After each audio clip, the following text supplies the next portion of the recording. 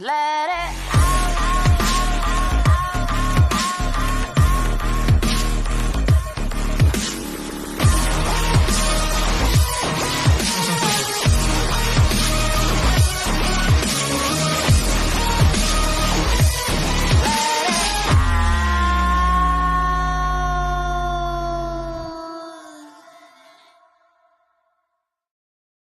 Let it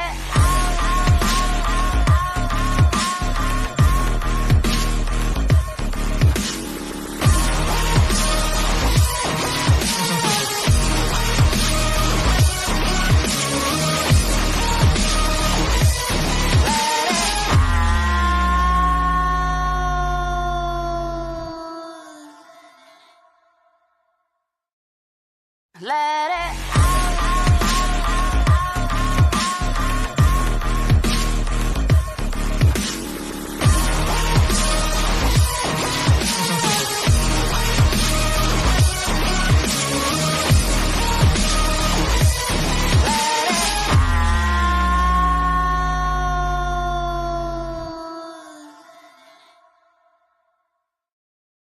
Let it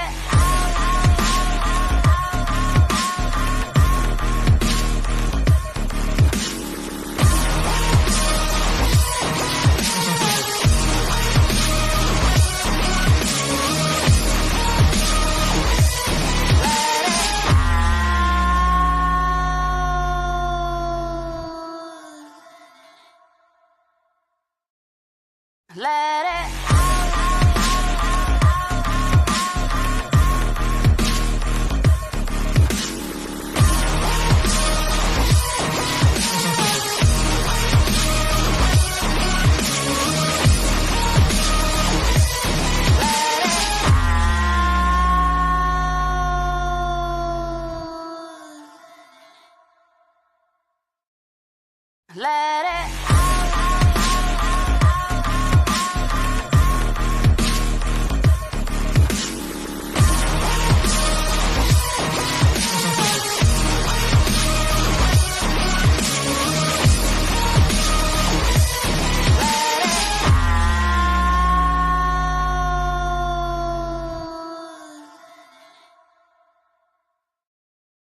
Let it Let it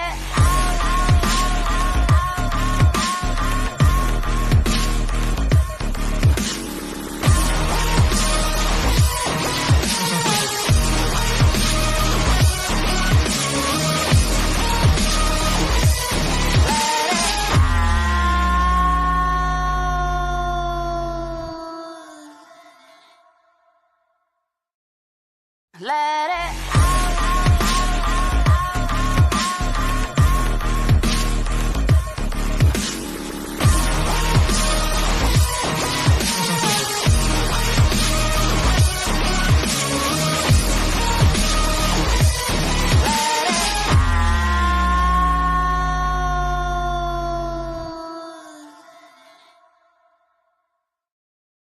Let it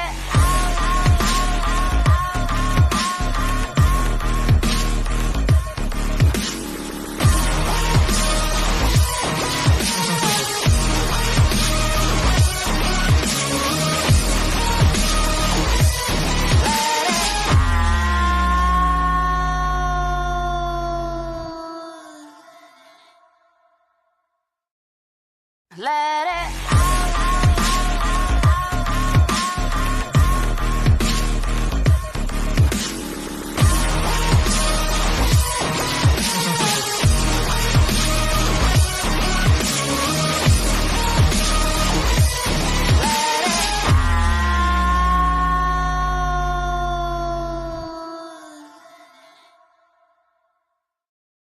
Let it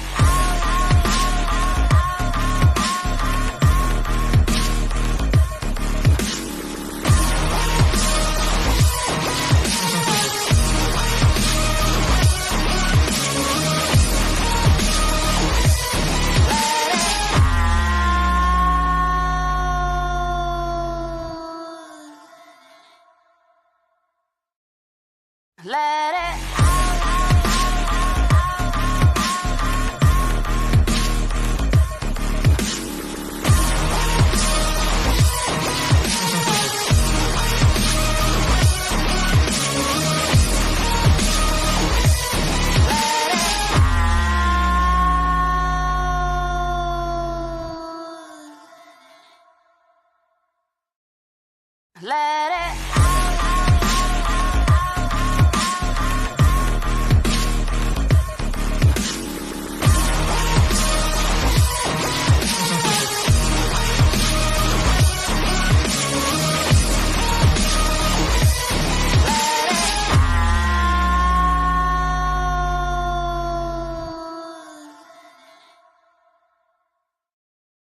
Let it.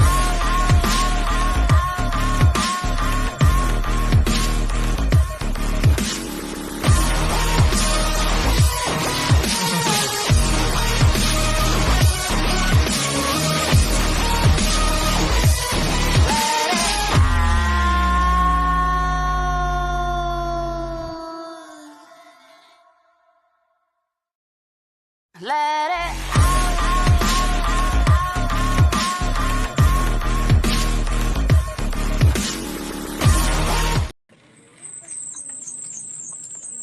Somebody got to turn off something. That's Ebony. I think it was just your phone, right? Yeah.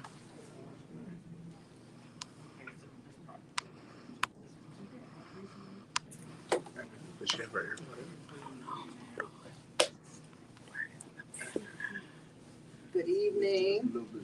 Good evening. Take this video.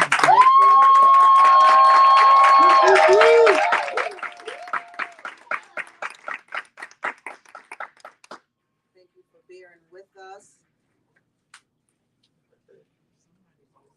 Our live takes us through a little bit of a transition.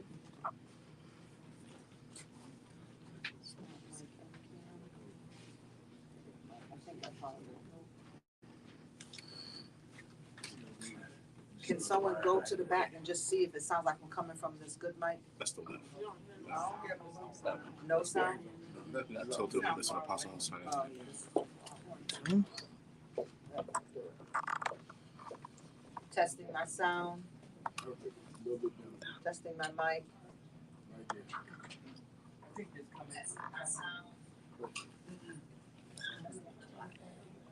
Y'all heard that, right? No, that's playing this phone. But y'all hearing So it. it is coming through the mic. Right. It's playing because Oh, through Yeah. him. Okay. Right. Okay. I'm not worried about it here. Kathy, were you able to That's enough. mute the mic just on that camera?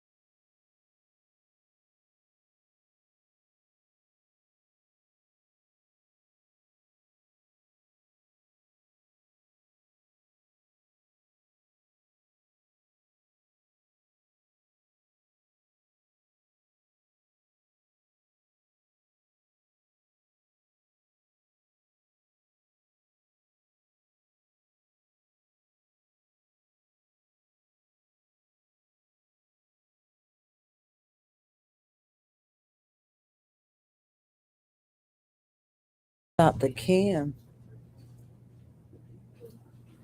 Can you hear me now online? You got a little delay. Did you undo that, Eb? Very good. Thank you. Does it sound like it's coming from a good mic or? Yeah, okay. Perfect. All right, I think we got it now. If everyone in the room can just turn your volume down and we can let the online people, detoxers enjoy the audio sound. And we're just going to try and move from here and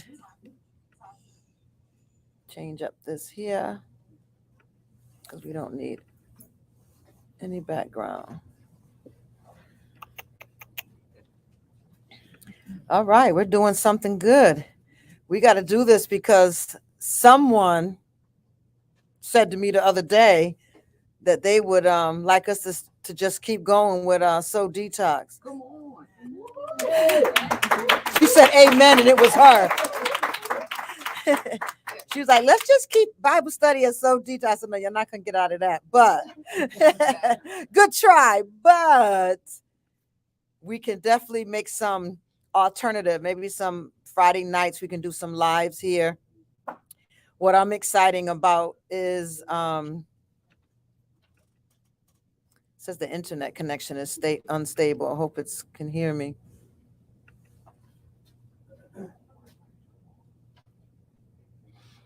What I'm excited about is that our final So Detox night actually is on a Tuesday night. Woo! So we can make some things happen in this room. Absolutely, right? All right, I have guests with me tonight. Yes.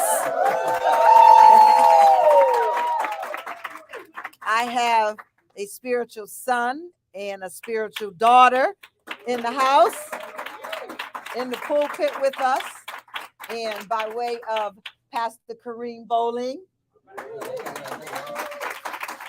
and his wonderful wife, fivefold teacher, doctor, minister, Vanessa Bowling. And we're just going to give this the best live experience virtually and in person that we can do on tonight. So I am willing to bring up someone else from the audience between this Tuesday and the next 2 Tuesdays.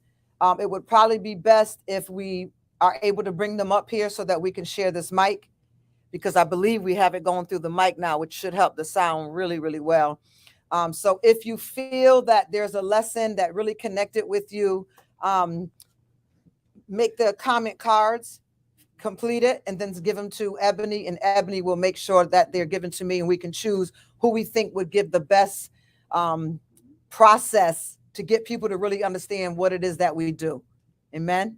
Amen. So I'm so glad you're in the house with us tonight. Welcome.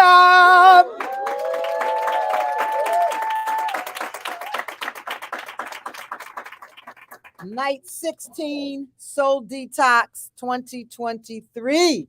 So glad to be here. Y'all glad to be here? Yes. What about my audience? Are y'all glad to be here? See if they can still hear me. What about those that are here in this stage, this altar with me tonight? Are you glad to be here? Yes. How uncomfortable are you? Very. Okay. You're halfway? Yeah, because you kind of work it out on Tuesdays, right? So you should feel a little bit better about the pressure of going live, because the Apostles' House, one way or the other, is going global. Right. Ha, ha, ha, ha, ha. So we've been talking a lot over these 16 days, and we've been really dealing with some deep defense mechanisms and trying to get us to find us in the teaching when it regards psychology and our soul. How's that process been for everyone? Thumbs up? What else would you give? Thumbs up? Okay. All right. Very good. Good to hear. How are you doing with procrastination? That was a whole nother sound. Did you hear it? It was a real loud. So even deeper question then, how are you doing with passive aggression. Come on, I want to repeat it to the audience. So tell me what you're saying. You're doing good? Working it out. Uh-oh. See, I love it. Let me just pull up here. How about my online viewers? How are we doing with the passive aggression that we're now learning a whole lot more about?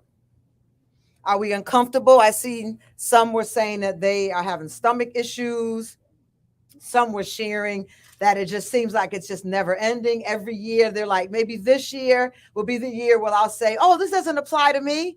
I don't have to watch Soul Detox.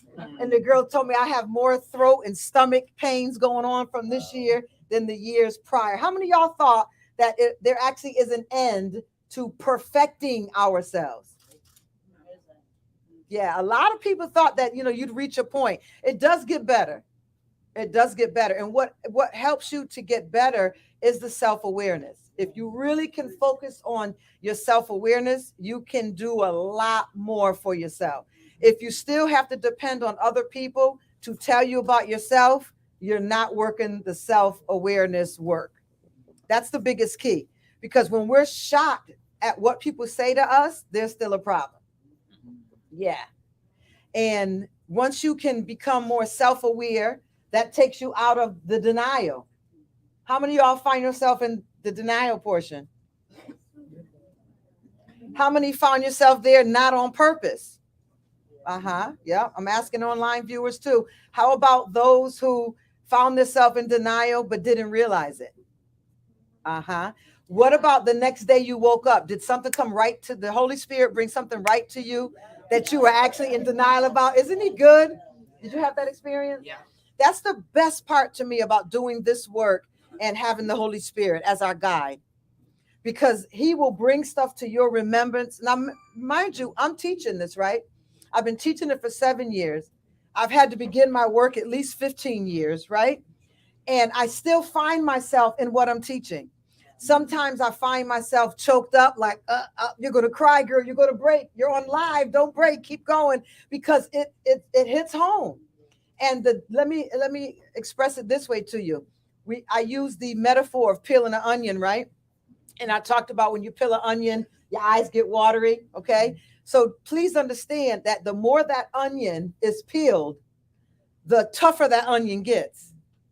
So there's always going to be some part of you in the middle that is still holding on to that identity that you felt safe with, that you felt protected you, or you were secure, or it's the only identity known to what you presented to people.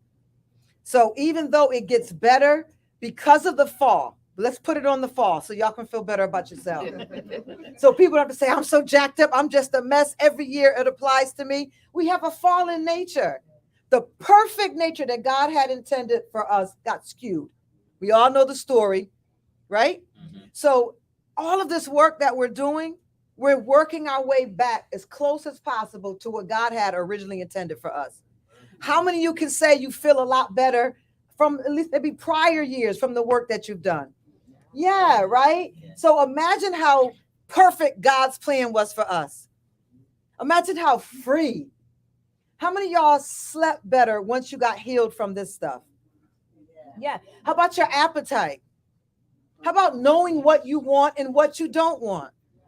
How about being firm and bold and saying, I don't want that, and not feeling a guilt trip from saying, I'm going to do something I don't want to do. So imagine how perfect it was with his original plan. So all we're doing is working our way forward from a place that he had originally intended for us in the beginning. So that's why it's work. So don't, because, when I first started doing my work, I was mad at my parents who are dead for about 3 years. Anybody got mad at their parents from this learning? You look for somebody to blame. I've heard people say that I've been in sessions with, I've got to pay all this money, spend all this time to see you, get jacked up in here because of them. And I said, get it out. And once she got it out and we kind of acknowledged and honored her feelings, that's when we sort of went the direction of, okay, so now what are we going to do about it? Because I was mad for years. I was mad for years because my parents didn't push education. They pushed marriage and children. That was success in our family. You get a man and you have kids, girl, you got it going on. The problem with Suzanne was that wasn't the genetics God gave me. Okay, my plan was I wanted to date a lot of people in different countries. I didn't want different area codes. I wanted people in different country codes. And I wanted to live in this nice penthouse on the top floor. I wanted a convertible car. And I wanted to have this great life. And honest to God, kids and husband never was in any dream that I ever had of my future life. Anybody know about that? But with what I was raised in, I had to go against what success was in our home to what I felt success was. And for years, I had to fight the two because I felt guilty. And then y'all know when life isn't turning out the way you want it to, right? Right away, you start thinking, well, if I would have did what they told me to do, I wouldn't be where I am now. Then you have to find out how much of your life are you living that they wanted you to live, and how much of it is really what you want. Finding your authentic self. And then finding out, why is it that I never pictured myself being married? Because that's another problem. And it usually has to do with how we were raised, how we looked at the marriages in our families. So it really wasn't that I didn't want to be married. It's what I saw of marriage that I didn't want no part of. So then I had to grow and learn that I actually do want to share my life with someone. I want to love someone, and I want to know that someone is really here to love me. And I want to travel with them and enjoy life. But the fears that I had growing up, it was like, this thing looked good. I watched the soap operas. My mother used to sit me in front of the TV while she worked with the soap operas on. If she ever knew the damage that did to me. I thought I was some of them people on them TV shows. And y'all know about them daytime soaps, right? Most of them was not good people. Yeah, them stories. They was not good people. And those were my role models. And I think that's why at such a young age, I dressed so mature. To this day, you can't get me out of a blazer. This was a big deal for me tonight. It's just a blazer without arms. But I've been in blazers my whole life. I always show up professionally because I thought I was those people when I was 8 and 9 and 10 and 11 years of age. And this is what makes us. So when we begin to talk about where do we get our beliefs from? Where does our ideas come from? How did we end up where we ended up at life? It's not just the family. It's the TVs that they sat us in front of. Who were some of y'all favorite TV shows growing up? Wonder Years. Wonder Years?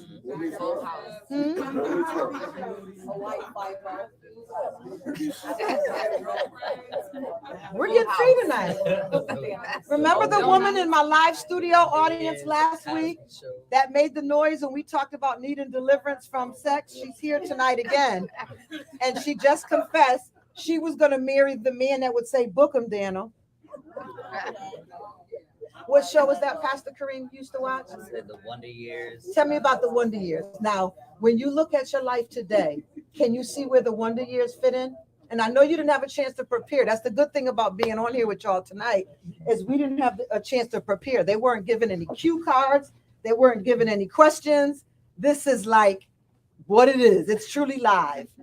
The Wonder Years, and I'm going to ask you the same thing, so you got a second to prepare as he becomes that ram in the bush for you. Years.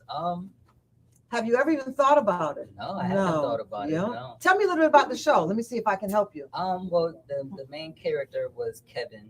He had a crush on his best friend, the guy, I forget his name.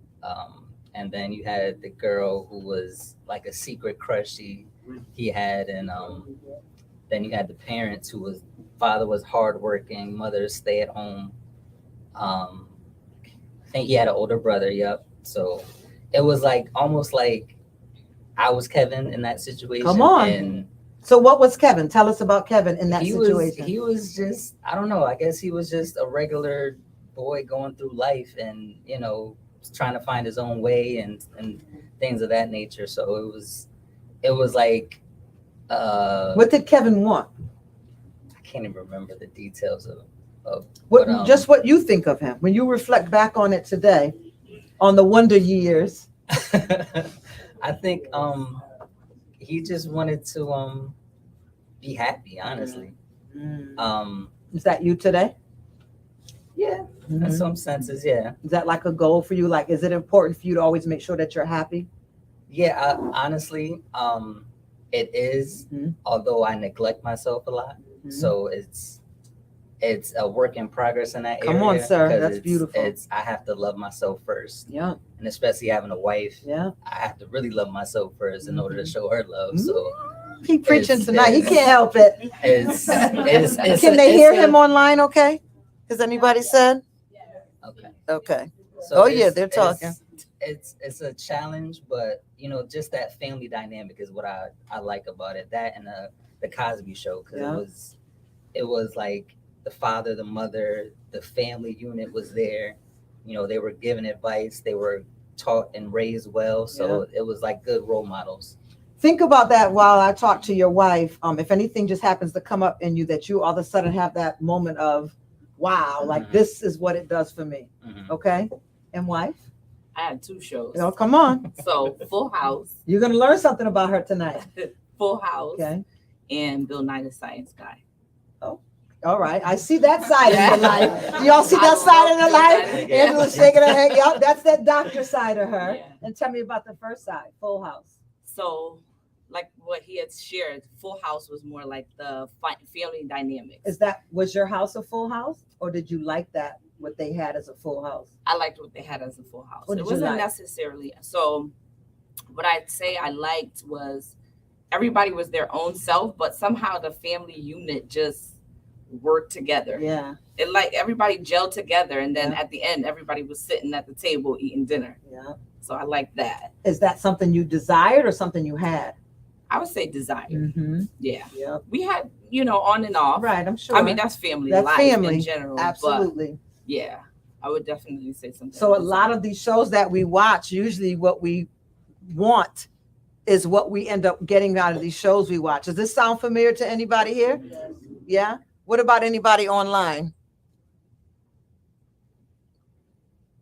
Okay, I see online they're saying Brady Bunch, Little House on the Prairie. I'd really like to talk to you with the Little House on the Prairie. Everybody wanted a brother like John Boy. Didn't we all want a brother like John Boy? My sisters and them tried to crucify me literally like Jesus, and we had a John Boy on TV. What else? What about some of y'all shows?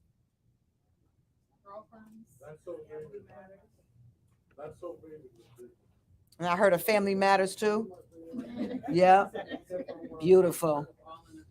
Yeah. So see, these are a lot of the places, or let me just make it more real, because they make it realer now with psychology with this generation. They tell us that the video games are raising our children. But see, what they skipped was what raised us. And what was it on TV that raised us is what we're learning a little bit about ourselves tonight. What about these ideas of what a man was and what life would be like from TV? How's that showing up in our lives today? Did somebody say wow? Yeah.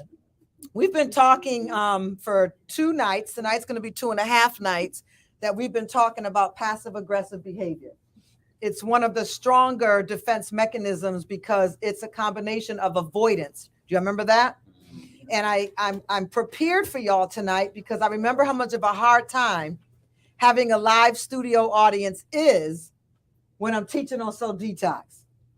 So I'm hoping that their faces and their energy and their spirit will help me to feel rivers of streaming and flowing waters, because y'all waters stop running after a while.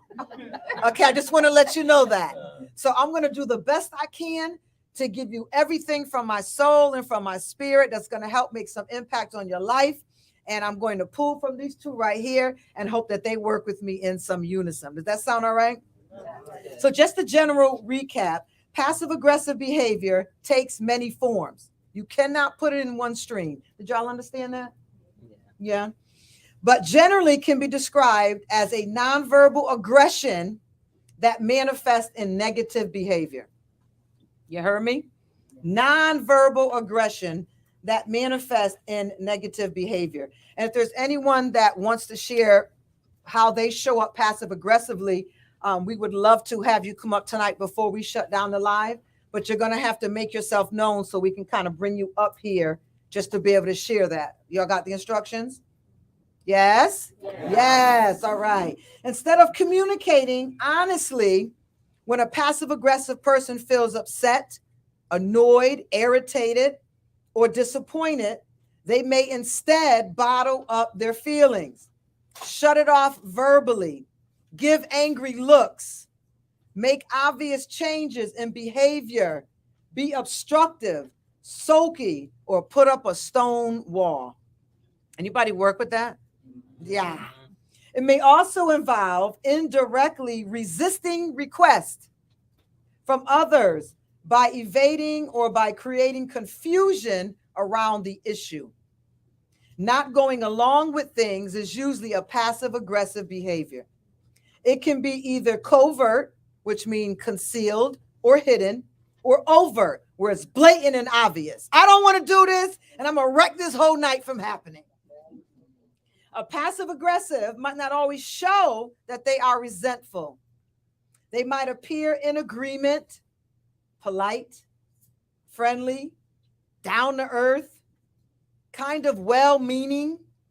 Underneath, there may be manipulation going on, which is where the term passive aggressive comes from. Manipulation. You are totally, if there was anything scripturally that could help us understand witchcraft a little bit better, it would literally be passive aggression. And the reason is passive aggression manipulates and controls. And scripturally, that would be equal to witchcraft. God, who holds the universe in his hands, who loves every single one of us in our own places with our flaws and our sins and our own purpose sins, mistakes, all of those things, yet still doesn't control us. It would be so easy for him to tell us, if we don't do this, I'm going to do this to you right now. Right? But instead, what does he do? Grace, mercy. He does everything he can to try to prevent consequences from showing up in our lives. Passive aggressive people do not.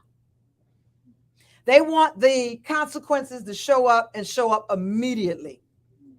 And they want to be the god of the puppeteering to make sure you understand why you are about to suffer what you're about to suffer.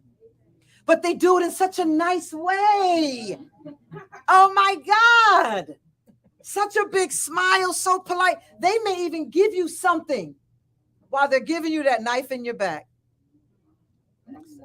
Yeah, they have sabotaged events, committees, churches, family reunions, Christmas gatherings. Ooh, y'all getting triggered? I'm seeing spirits come off you now. Birthday parties, weddings. Have you seen someone on at least on social media? They waited for someone to get married. I saw one just recently. And when the pastor asked, is there anyone who has anything to say about these two getting married? This woman stood up.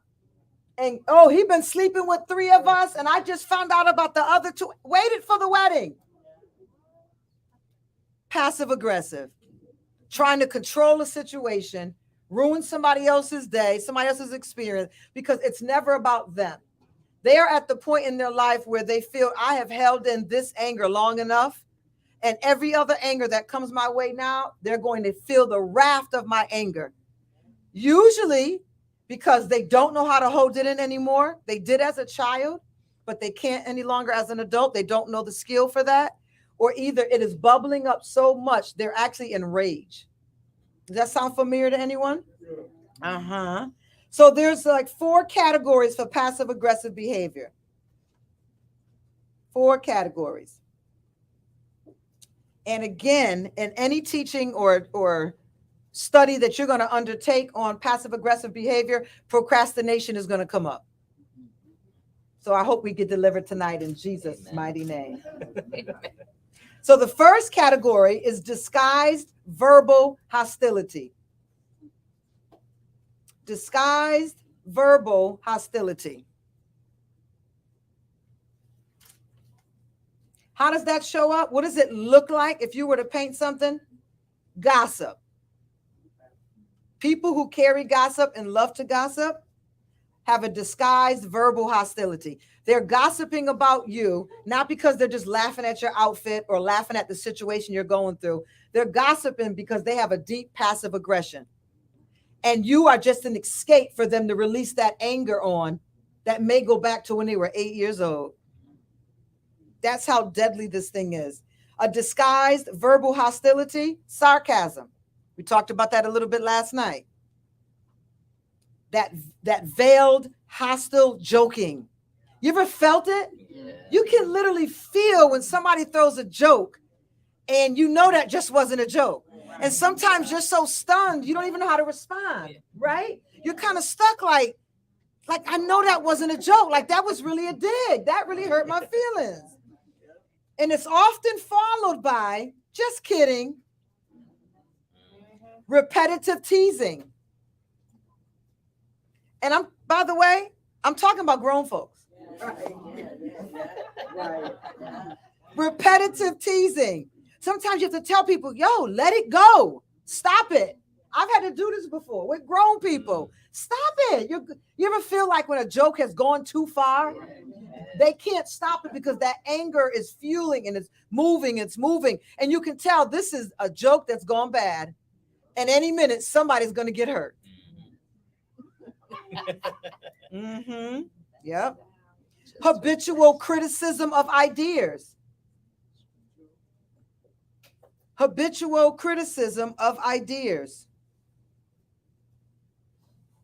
Even habitual criticism of ideas with conditions and expectations.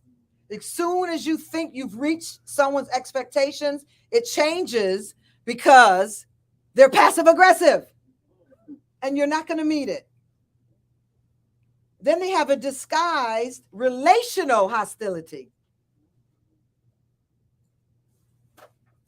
What is disguised relational hostility?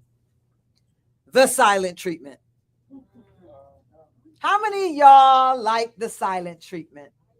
You like it? I mean, not that you give it, you like when it's done to you. Right. Okay. Let me see hands who does not like when someone gives them the silent treatment. Now leave your hands up. How many of y'all still give the silent treatment? A few more hands went up.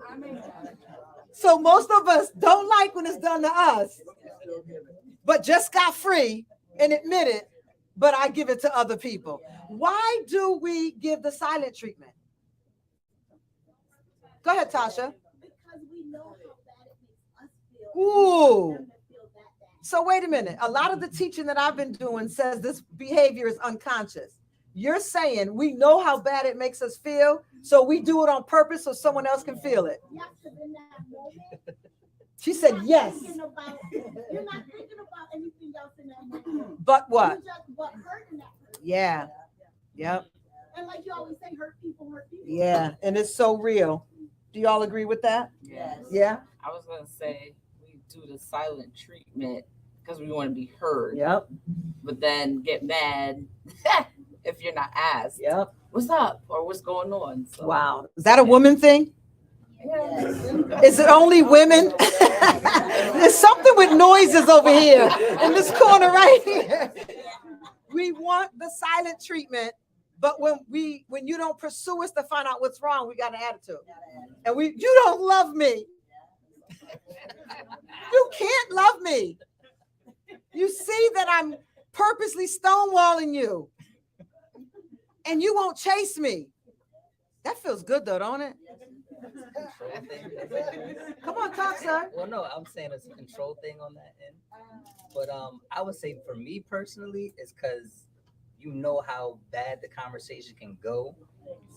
Sounds like a man speaking. Let me give him the mic. To avoid, yes, I'm using that word purposely, to avoid the argument and the feelings and the emotions that come with that argument or that conversation, you avoid it until it may cool over. Yeah. And y'all have a agreement moment, then y'all can, settle it in easily. Mm-hmm. So y'all can, communicate. So who gives the silent treatment in this marriage? I think I do more than any. I Oh, I mean, hey, because like I'll avoid the argument and go silent. Like if I know I did something wrong, I'll avoid it and be like, no, I'm gonna wait until you know she asks me or I have. Is that what Kevin did in the Wonder Years? I have to read look back at that, right? Yeah, I think he did. I bet. But I think because it's knowingly that you know, especially if you're not at the place to talk about it and verbalize how you feel and how you. Do you feel safe when you shut down? Someone said yes in the audience. When you shut down, you feel safe. Yeah. Like it's like I'm safe with my emotions. Yeah, like, that's what I'm saying. Taking on somebody else's emotions with mine, It's too much right now.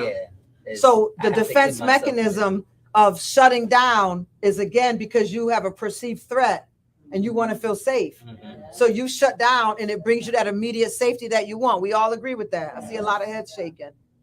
Go ahead. You were going to share? Well, I was going to say with that, and then not waiting too long though with that, because then you start to feel guilty or you don't sleep well. So that's what I've experienced. If what? You don't sleep well? Say that part again. I don't. I like that. I like that. Don't get nervous. I don't end up sleeping well. If what? If I don't deal with it. Wow. Yeah. Wow, that's beautiful. Anybody else had that problem? Really? Me either, Chevelle. I'm going to sleep real good. Yes. It's like unfinished business, sir. He said because his wife, the teacher, it's unfinished business for her. Yeah. So that file cabinet is open and you can't go to sleep until that file cabinet is closed. So how does that work for y'all in a relationship? Do y'all tend to try to settle things right away? Not right away, but we because you're stonewalling. We don't let it fester too long. I would say. What's too long? On average, probably 1 or 2 days. Yeah, that's good. Yeah, it might not get to 2 days. Wow, y'all hear this? This is good. This is healthy. I'll say something. I'll say, are you gonna ask me what's going on? Yeah. Like, why you leaving me hanging here? Right. I'm doing everything I can not to talk to you. Well, I was gonna ask and you're not buying into it. Right. So do you see on one side of passive aggression how it's manipulating and controlling? Because all we really want to do is have that conversation. True. That's what we really want. But that fear kicks in. Yeah. What is the fear from? Yeah, I think rejection too. Yeah, absolutely. So disguised relational hostility is the silent treatment. Social exclusion, the couch. We did that one time. Yep.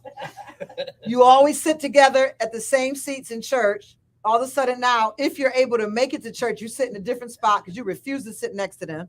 You got the social exclusion going on, right? How about in the office? That's why when I'm here on Sunday mornings, I look out and I can see something's going on with some people because the seating arrangement is going on. And y'all know I shared with y'all a long time ago, people who sit in the front and find themselves in the back, that's such an obvious sign. And it's a passive aggressive behavior to even have your seat go from the front to the back. But why do we do that? Come on, it's just a repeat of what we're learning.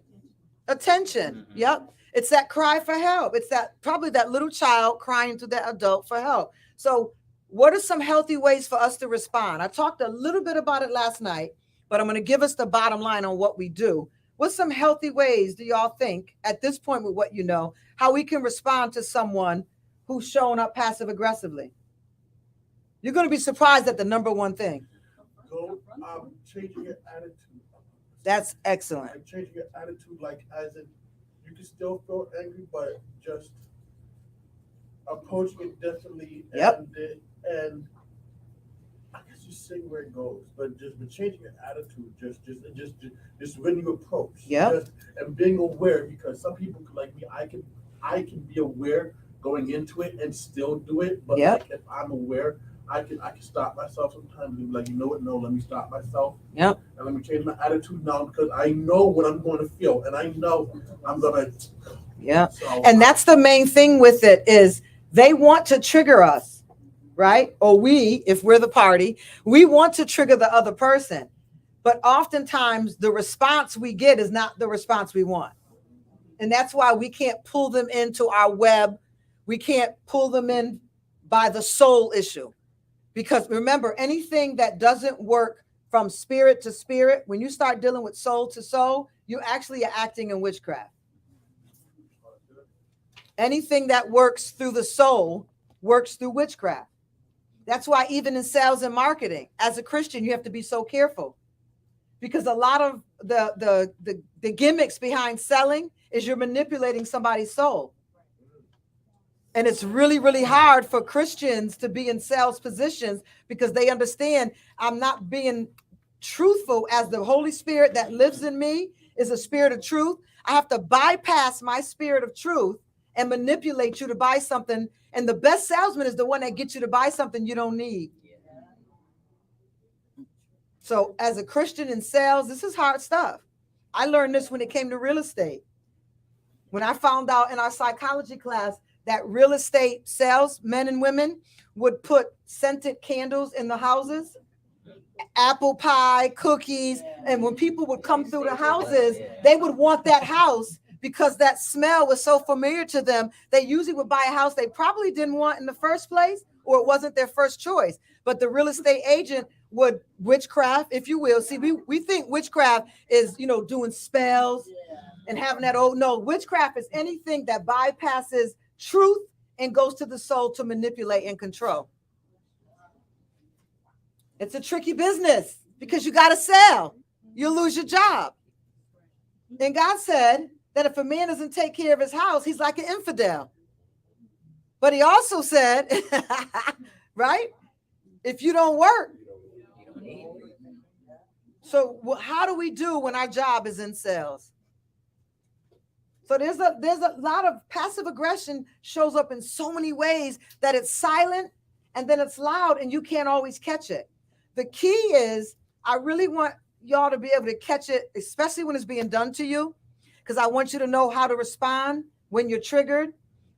But the number one way that they told us over and over and over again, 3 times in a row, is to get as far away from the person as possible. Kind of hard when you're married to them, right? Come on, married people, right? And then the wife who's manipulating him to get him to keep asking me what's wrong. And then he's told to get far away from her. But because you're not trained in this, all you're going to do is be triggered by their behavior. And their behavior is going to keep you in a cycle. And your marriage is going to be in a continual cycle on and on and on because his passive aggressiveness triggers me or my passive aggressiveness triggers him. Pastor D looking like, yeah. Yep. Very, very serious stuff. So let me get to this point and then we got on late, so y'all owe me a few minutes, right? Yeah. All right, thank you. So we're talking about disguised relational hostility, deliberate button pushing. I just go get free. Let the demons come out my fingers right now. Because I know those buttons very well. And I know when to push the red one, when to push the yellow one, and when to push the green one. Wow. He knows this. I actually told him. Can you believe that? I told him. As an actual threat, y'all. I said, mess with me. I know what button to push to make you crazy.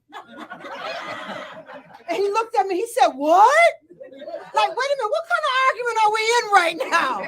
Mess with me. I know what button to push. I know what to say that would make him go down a rabbit hole. Come on, people. Yes, we know. You don't have to be married to know this.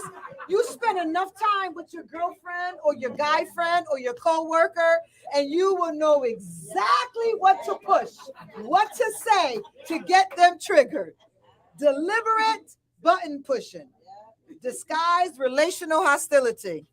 I see Prophet Charlene saying, yes, it's powerful when you know somebody's buttons.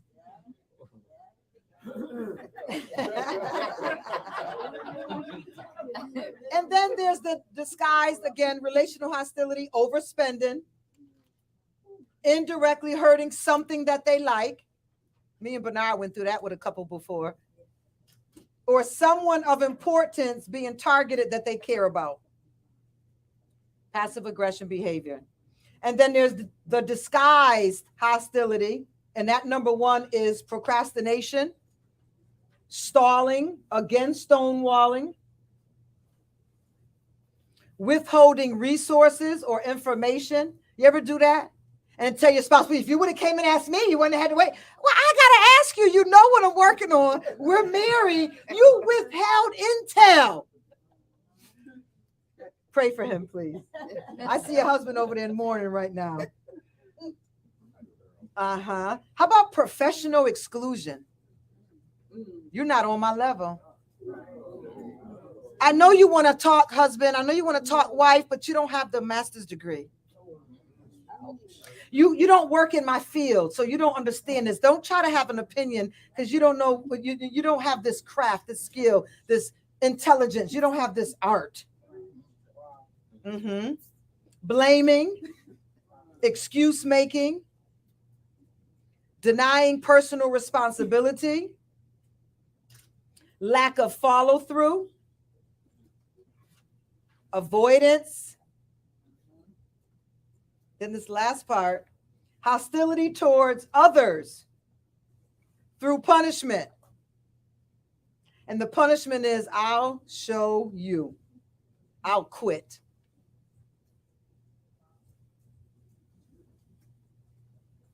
People do this and more often than we realize. Do y'all get it?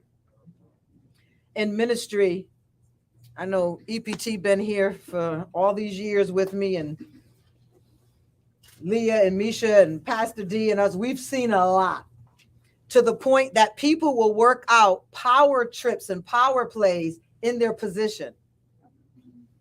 I've had people say to us, I hope the van breaks down, because they were being removed for whatever reason. Passive aggression. If I ain't the one doing it, I hope it fails. I hope it sinks. I hope there's much failure. Doomed to your success. And when you hear stuff like that, you're like, what? What kind of, what? But then you learn and you study people, which I think every ministry should study people, because ministry is about what? People. Ministries, we're not selling eggs. We're not hatching chickens. Right? We don't have cows and milk that we just got to milk the cows and run the milk down here. So we got people. And if you don't understand how people function, your feelings can get hurt a lot. And when you start understanding how humans function, you won't be so hurt by everything they do. And you find out that was a passive aggressive attempt, that this person is angry, and they're even angry in things concerning God. They're even angry with things concerning helping people be led to God. They don't care. If I was to relate it and take out the role of husband and wife, I would say, I would term it biblically. I would use the scripture. Now, this doesn't match. I just want you to hear how serious it is. That the person involved with a passive aggressive person is better off being on the rooftop than in the house with a scorned person. Take out what it says about the husband being involved with a scorned wife and how he's better off sleeping on the roof than in the house. $1 million house. You better off being on the roof of that house than in the house with that scorned woman. That's what it would be like being with a passive aggressive person. The roof would give you more comfort. Are y'all understanding? Yeah. And then I want to give you this part. Hostility towards others through self-punishment. Hostility towards others, but now I'm going to do it to myself. So passive aggressive behavior lies in self-harming. Didn't think about that, huh? Self-harming has to do with passive aggressive behavior. This child is so angry, and either you won't hear them, or they're tired of being controlled by you, or being second to your addictions or second to your relationships, that I'm going to cut myself to cause attention to come to me. Because I'm angry and I don't know how to get this anger out. So I'm going to hurt myself. Addiction is a passive aggressive behavior.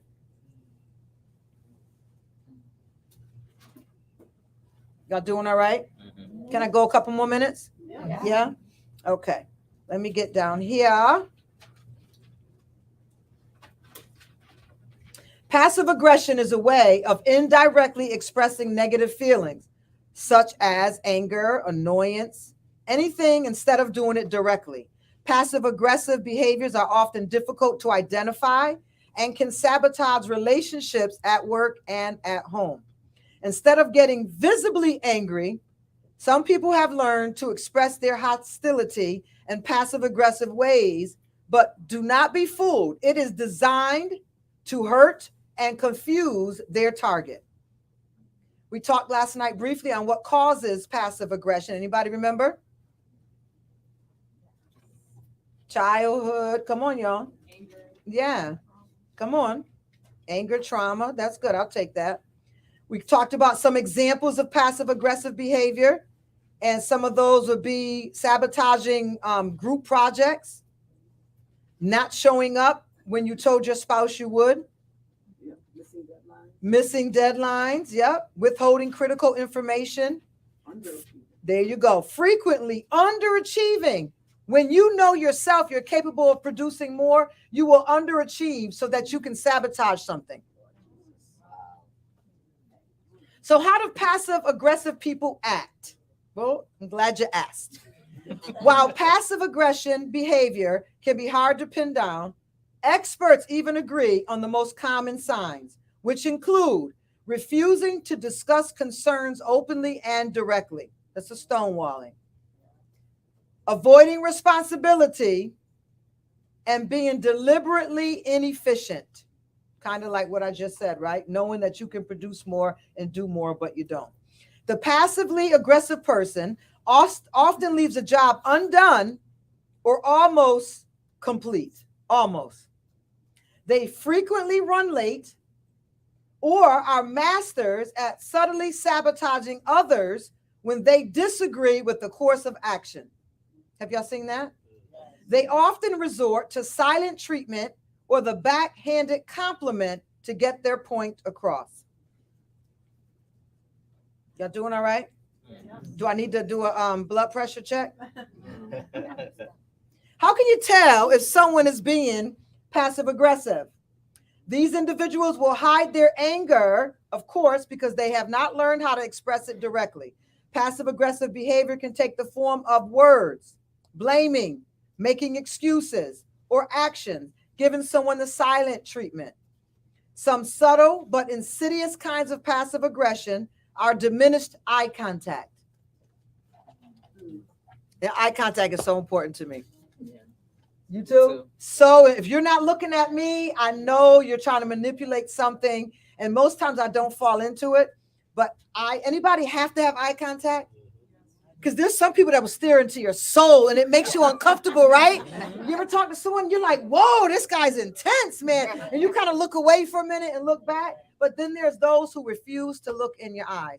That's a passive aggressive behavior. Diminished eye contact, persistent forgetting, and ignoring the targeted individual during a group conversation. Right.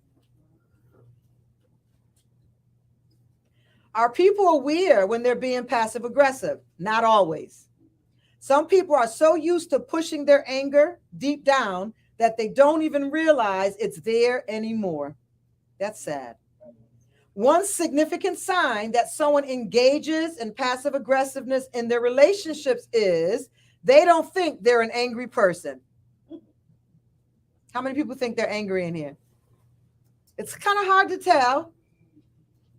Okay, y'all did pretty well. A couple of y'all hands went up late. I don't know what that's about. More on this side of the room over here. Hands kind of went like.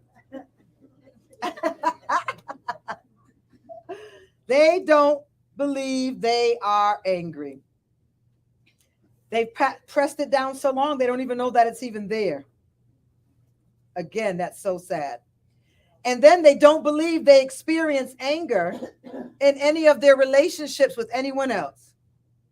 They may even find themselves saying yes when they mean no, or using the role of a victim or a martyr to gain attention.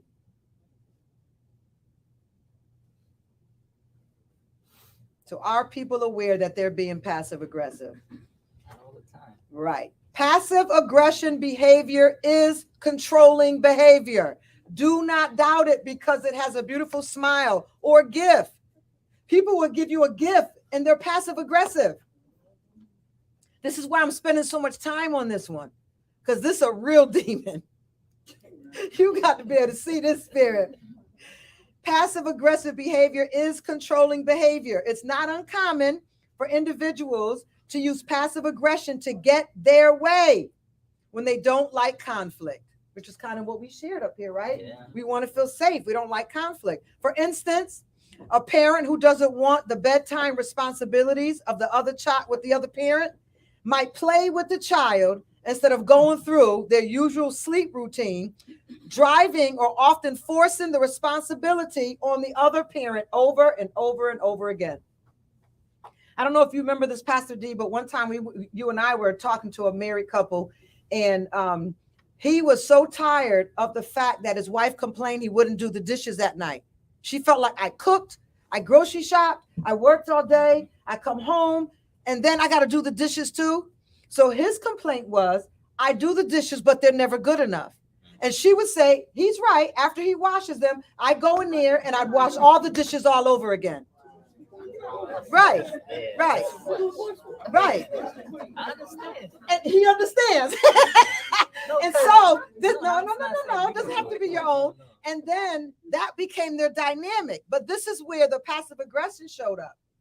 He started purposely messing up a dish so that she would do the dishes every night. And he got out of getting the dishes done. True story. Yeah, married folks. Yeah, absolutely. So there are couples. Are y'all in here tonight? Are you online tonight?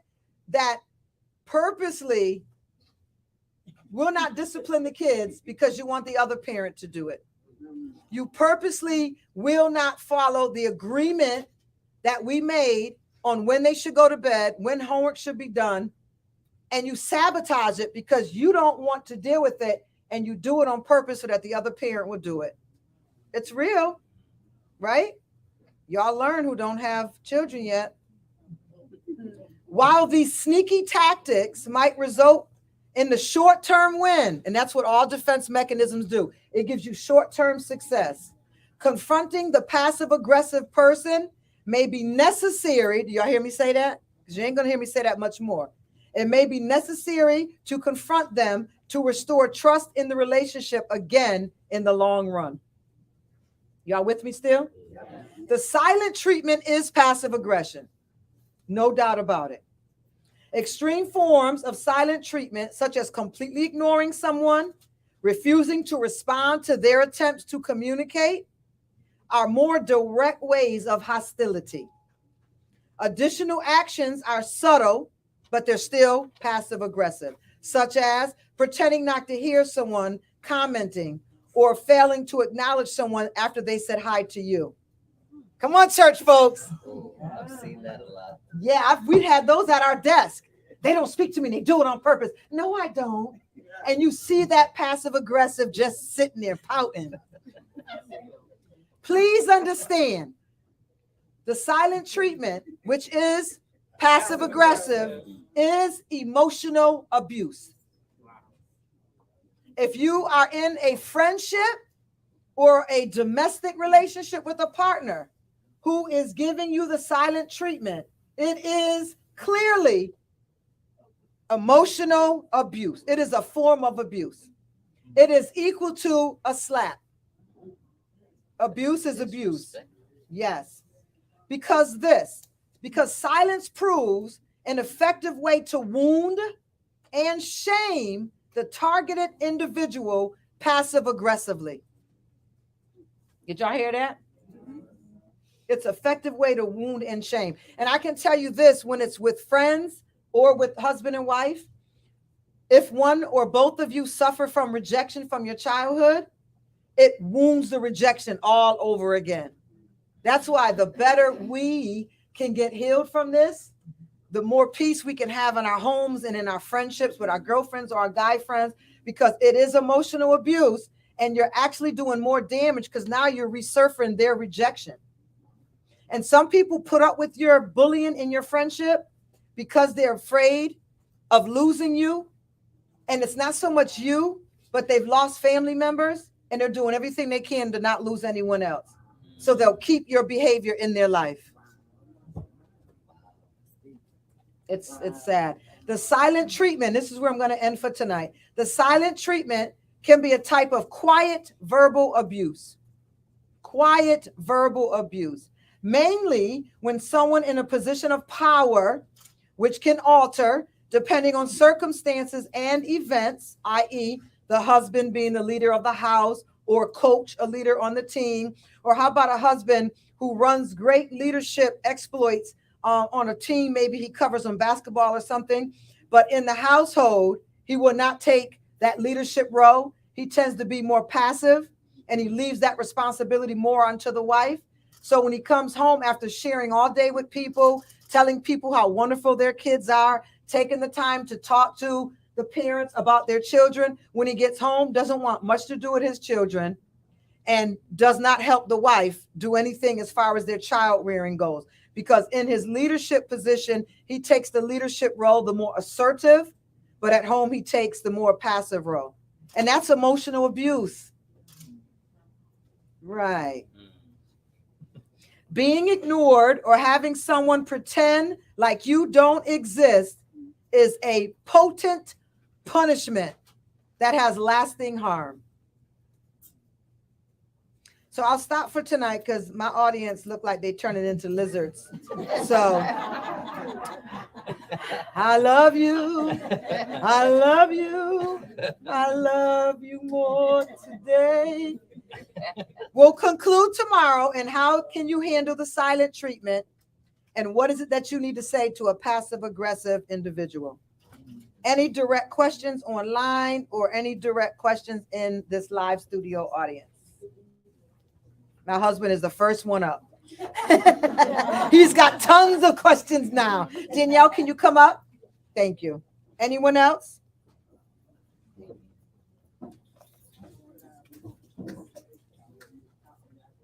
Just stand right here. I am going to move this over. I'm going to have you come on this side of me. Okay, I'm doing something crooked here. There we go. And I'm going to move this because we want to get you for the audience, and then I'll take it back from me. Come on up. So You're not on. You want to be on? no, I don't care. You're supposed to say yes. Just, yes, baby. But like I'm just listening to what you're saying, and I'm like trying to look at myself and see myself in it. And I definitely see like places where I can do the silent treatment, but I think sometimes, man, I think what I'm trying to reconcile is why. And I think sometimes like it's hard to, you don't want to always be the person that has something negative to say, or you don't always want to be the person that has a problem, or you know, like people find ways to communicate to you to shut up. They find ways to tell you to make you learn to say less. And so sometimes you almost lie to yourself. Sometimes like I've thought about situations where I've said, oh, it can't be them. It has to be me. So I'm going to just let it go. Or the Christian thing is to just, it's me. Like, God, work on me. Lord, change me. I'm not going to think about them changing. I'm just going to change myself. And so like my mind will do that. Like to release the person, my mind will be like, you know what? It's not even that serious, or it's okay. I'm fine. But my inside doesn't. And that's when I feel like the silent treatment happens. Cause like, I'm not interested in you. Like I'm not, my soul says no, like I'm done with you. Like you're released to God, and like we may be in heaven together, but I'm all set. And I feel like so they will make it to heaven. Yeah, well, I'm gonna make it. Okay. You're not invited to my meeting. Okay. Like you're got it. You're trying to like you don't want to be the bad one. You don't want to be the person that's always like, you did this, or I don't like this, or you always have a negative comment. So you kind of learn to like be quiet about those things, but it still bothers you. So I think that's what I'm realizing is why I'm angry is because I don't say it. But I think what I don't want is to always be mad or be the person that's always, oh, here she comes. You know what I mean? Because you start to develop that label or reputation as well. Come on, give her hands. You did excellent.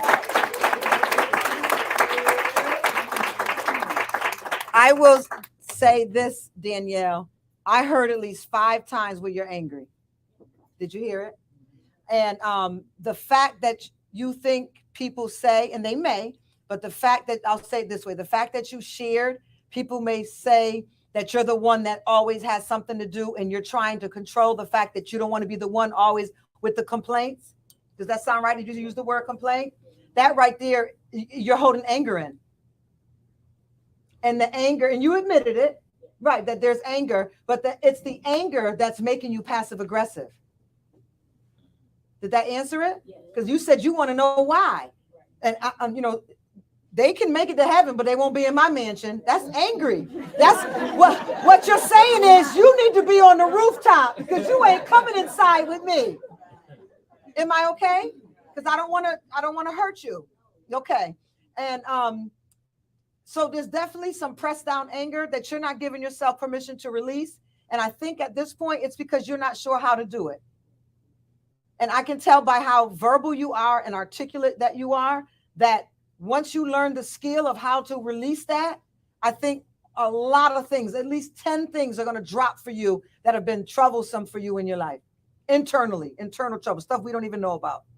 Because there's anger there that needs to come out. And I believe when we hold the anger like that, it's because we don't even validate why we are angry. And people, parents, someone may have told us, you know, stop being angry. You don't have a reason to be angry, or, you know, they were only joking. We've had to throw off being angry for so long that we have forgotten to give ourselves permission. I'm angry and I don't care who don't like it. I don't care if my girlfriends tell me you overreacting. Right this minute, I'm about to have a tantrum.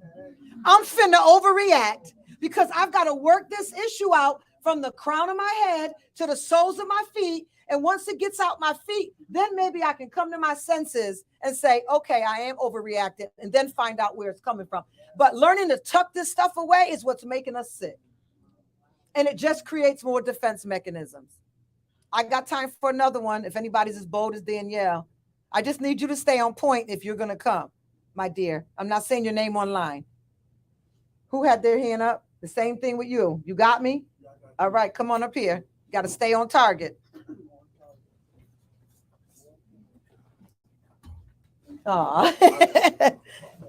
It takes a little training. So the question, Speak up so they can hear you. I got you. No, just so Practicing. Okay. I got you. Just so. Oops, my mic died. The question is ways that have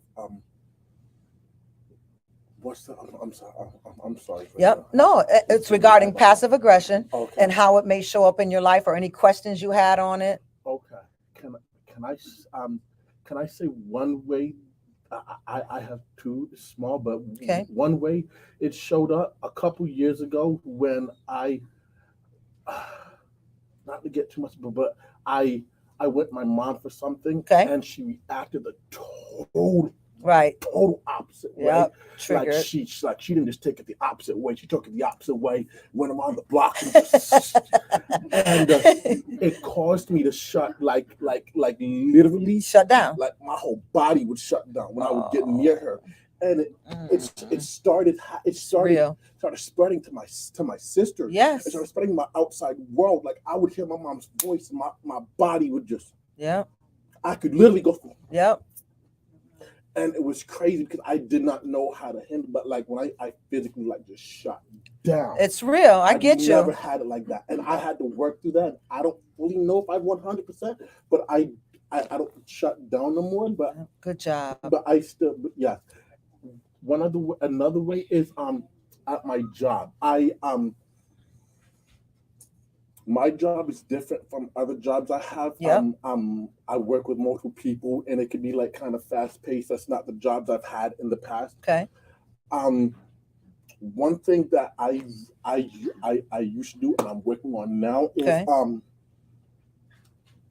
somebody would say something wrong. Somebody like okay, one of my supervisors, she's Jamaican. She can like them fiery Jamaicans, you know. Okay. Attitude. It's your experience. There were times where somebody could say something where it wasn't even what they would say, something that would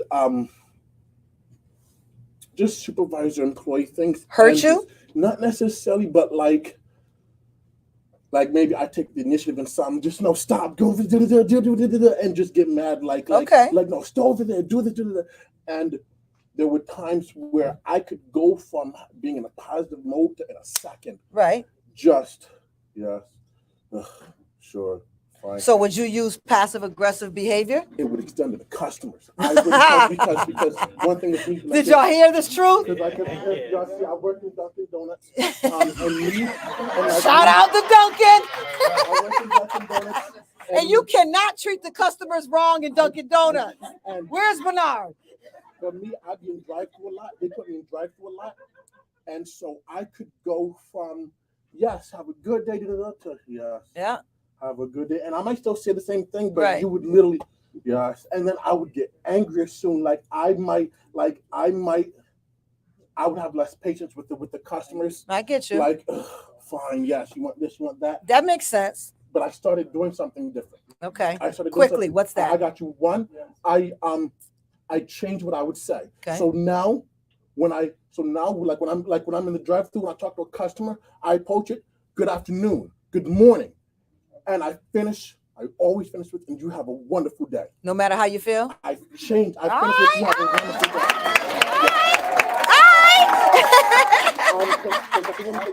That's emotional intelligence. You work in that EI. I started praying for my coworkers. I started praying for my supervisors. They'll leave you alone when you start praying for them. Huh? They'll leave you alone when you start praying for them. And I started seeing and I started realizing, like, you know what? A lot of times when people are dealing with this and doing with that, I realize, you know what? You don't know what somebody was dealing with 20 minutes ago. Good job. You don't know what somebody was at an hour ago. So I'm like, you know what? Good job. I brush it off. I don't let it get to me. And you know what? I'm like, you know what? Just you have a wonderful day. You did good. Very good. I noticed that my mic went out. So if you two would like to have anything, you close, huh? I said you have another mic behind. I need batteries. I need something to be on my live. That's for y'all in here. My voice carried, right? Yeah, I know how to talk in rooms like that. No, just we're closing up. Anything y'all want to say about any of this? You can ask a question. Was that what you wanted to do? Yeah. Go ahead. So I did have a question. You mentioned you took that mic right back, right? About the lead. I need batteries. Being a leader outside, but then coming home and it changing. Yeah. What's the answer to that? It could just be you're tired or whatever the case is. Well, that means it's only rare then. If it's only happening when you're tired, that usually means it's a rare occasion. Okay. Now, if it's a continual thing, it's been going on for years, there might be something where they got stuck in the relationship, in the marriage, and they just stopped sharing from there on, or they filter it. They pick what they're going to share in the marriage, because now what they're telling themselves is I get more understanding at work. I get more respect at work. When I come home, I don't get understanding. I don't get respect. So now I'm going to make you pay for it. This is how I'm going to make you pay for it. I'm not taking the leadership role. I'm not helping you at the bedtime. In fact, I'm going to tell you, you're too rough on the child. They don't need to go to bed at that time. They don't have to eat out that food. They had a lot of homework that they're going to go against you. But always have that mindset that we're just not working together. Does that make sense? Yeah. Because we can have bad days, but we're talking about a passive aggressive behavior. This is something been going on for a while, and I'd say years. Yes, go ahead. My second question was to off of what Minister Danielle was sharing. What would you say the answer to that is? Is it being honest in the moment and addressing whoever the individual is, if you are able to? Now, when you say the answer, like, what do you mean? So, like the solution to this? Yeah. You got to get help. Okay. You got to get help. You have to see where it is, because she did a lot of self-evaluation, but she's still not seeing where the connection's coming from. Okay. So I mean, she's right there, but she's just not getting the connection. So she needs someone that's going to be across the couch or across the table and begin to have conversations with her.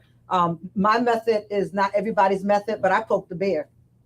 I find out where the anger is, and you beat a whole lot of years by finding out. Because remember, I'm dealing with people's issues, not illnesses. You don't want to poke the bear of somebody who has illnesses. Y'all hearing me now? So we begin to talk about some of those things, and you challenge the feelings that they have.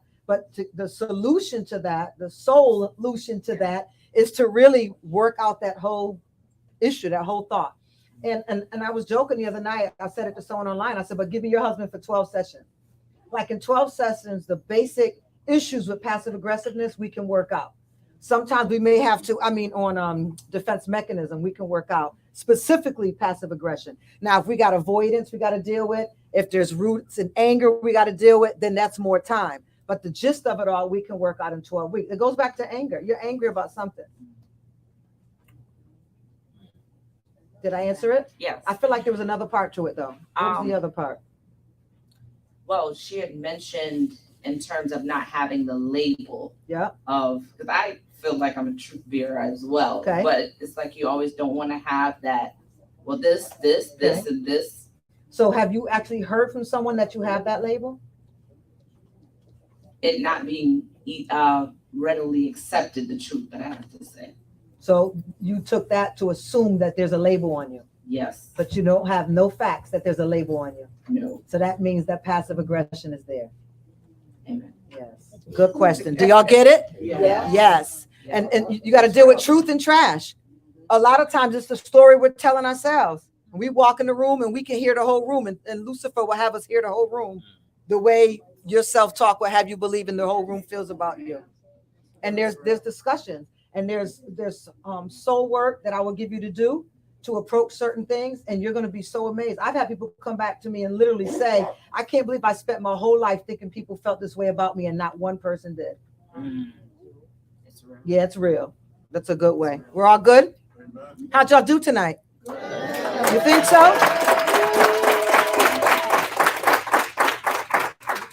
All right, we're going home. And if there's any questions on the virtual audience, you can please email us. They're going to put the information on the screen. It's already on the screen. You can email us and I will bring up your topic. If you'd like to do something as courageous as Danielle or Dr. Vanessa or Pastor Kareem, you can inbox Ebony and we can work it out to have you on the screen with us, because as you see tonight, y'all are commenting. This is really good. This is really helpful. I like that. That was a good question. Your questions help other people get healed and delivered.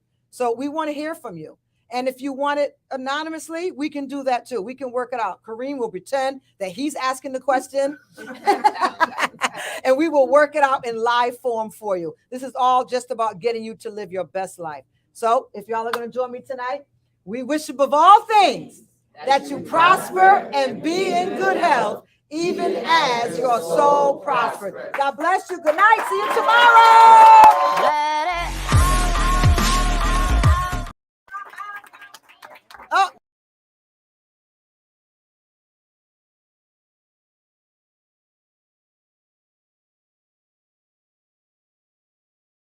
Let it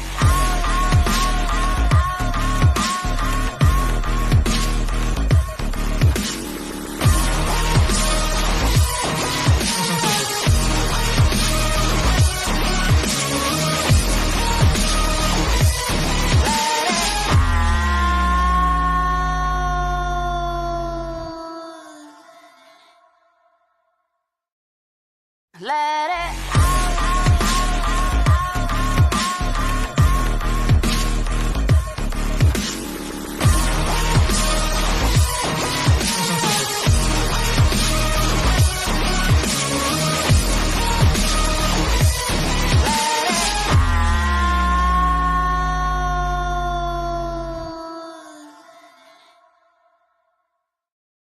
Let it